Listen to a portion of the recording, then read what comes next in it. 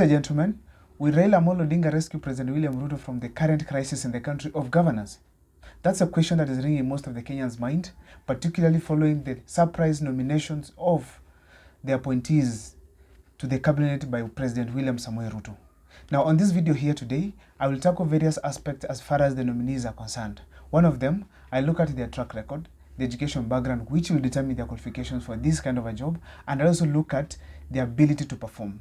Now, before I do so, kindly if this is the first time you're watching our videos, make sure that you subscribe, like, and comment, because that's the best support you can always give C45 TV. Now, let me dive into the topic directly.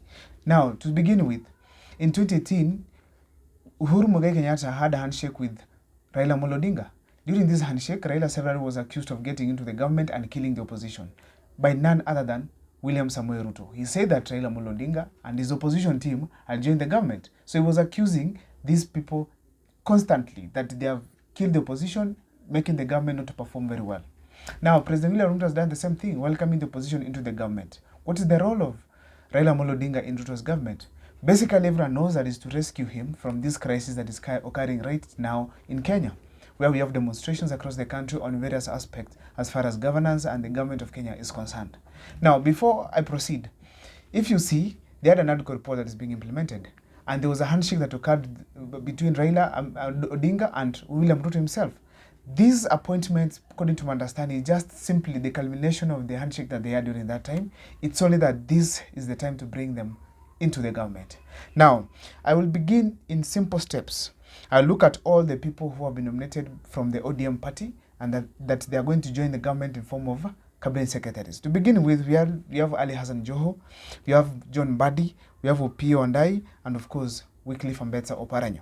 Ali Hassan Joho was the deputy party leader of ODM. Then Wycliffe Ambetsa Oparanya was also the deputy party leader of ODM. We had Mbadi was the chairman and Opiyo Wandayi the minority leader of the National Assembly. Okay.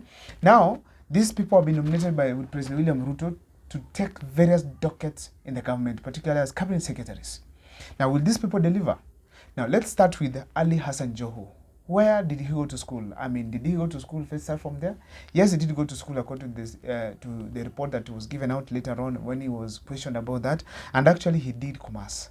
Now, if he did commerce, he has been nominated for the seat of mining and blue economy. That means, of course, at that level, right now in Kenya, everything is about business and commerce. Now, we want to see whether Ali Hassan Joho is going to use his academic credentials at least to achieve the issues to do with mining and also blue economy, because we need to see the blue economy earning Kenya some income exchange. Also, we want to see the Kenyans in the country realizing the value of the minerals that we own as a country. We say people having even around the country, we have oil that is being mined in Turkana. So we want to see this kind of a value. Will Hassan Joho deliver that? Let's go back slightly to his track record. Well, Hassan Joho was a governor in Mombasa.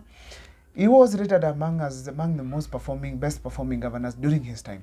Of course, we didn't see anything significant as far as the creativity and innovation in leadership is concerned, but it was rated based on the expenditure of the public funds money. So therefore, Hassan Joho, despite of his lack of innovation, at that time was rated as one of the best performing governors in Kenya. Now, Ali Hassan Joho, will he be able to make Kenyans realize the value of the mining and the blue economy in Kenya? The doctor that is going to lead as a cabinet secretary? I want to see your comments on the comment section. Second person is going to be John Mbadi. John Mbadi is also a commerce student. He finished from Nairobi University and actually came out as a graduate and a commerce, and right now is going to hold the treasury docket in the country. Now, let me take you slightly to the journey about John Mbadi. John Mbadi has been one of the greatest critics of William Ruto, particularly when it comes to the financial policies that are being raised by the country. He has constantly criticized President William Ruto and his team on the competency and the poor result that Kenyans are seeing right now. He has even come out openly and said that the president has allocated the treasury 26 billion shillings that are not actually 26 billion shillings that are not going to really be used well in the treasury. What was his argument? He said that these 26 billion shillings was too much for the treasury, and yet the treasury don't have projects that they are running in the country. They don't have a system. They don't have entities. Instead, they just have offices where they run their budget creation and many other things as far as the financial aspects are concerned in the country. Yet they have so much money. Now, Mbadi was questioning this because he felt like this money could have been channeled to other sectors like health and education, which require huge amounts of money in the country. So we expect Mbadi, as he takes on office, is going to consider that and actually bring out a better option, particularly by reducing the amount of money that has been allocated to the treasury. Another thing, Mbadi has been also criticizing some of the policies, some of them being on the way the government has increased taxes.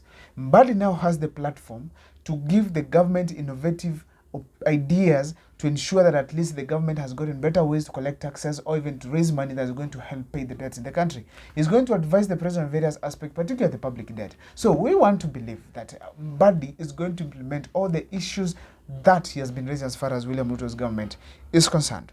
Now, I want to look at Oparanya. Oparanya was the governor of Kakamega County. During his time, he was actually once rated as the best governor. He was later on elected also as the chair of Council of Governors. That was good experience. So he has been also an MP and also actually was also a principal secretary at some point, which was by then as assistant minister. So Oparanya has a huge experience on leadership.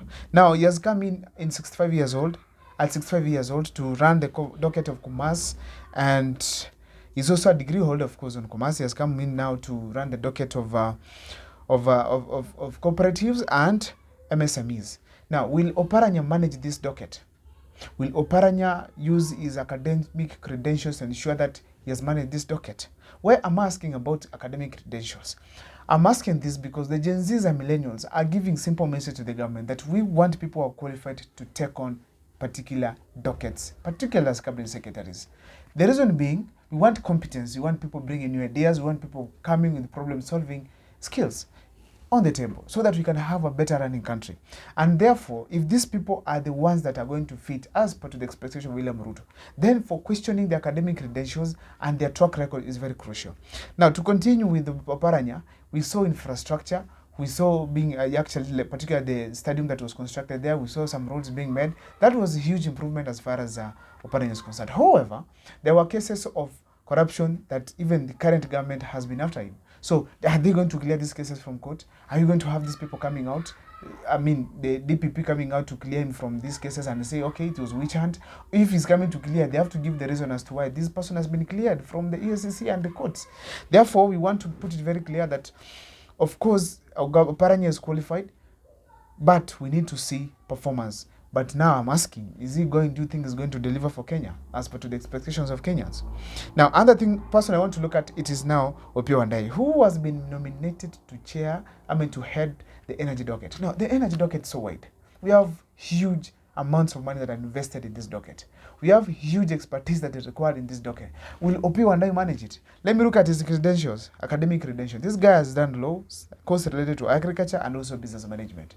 Now, if you check on these things, none of them really touches the energy that much, other than the management that comes closer to that. Now, will they be able to deliver? Have they met the expectations of the Gen Zs and millennials in the country where you bring in experts? No. No, because when you see his docket just low, that was the same thing like Kipchumba Murkomen was taking low and at the same time managing the roads in the country. We have agriculture related course. That means that this gentleman is still in energy. No. Business management comes closer because he can use his knowledge and qualification tactics maybe to ensure at least some one or two have happened in the cabinet in the docket that he's going to lead. Now, going ahead on the track record, he has been a minority leader in the National Assembly. We've not seen so much happen from him as a minority leader.